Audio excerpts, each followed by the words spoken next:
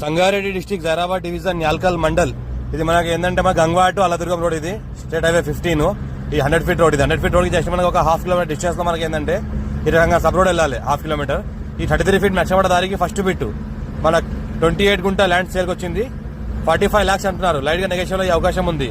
Direct farmer దగ్గర ఉంది. Near by NIMS కి జస్ట్ మనకు ఒక 1 కిలోమీటర్ డిస్టెన్స్ లో ఉంటుంది.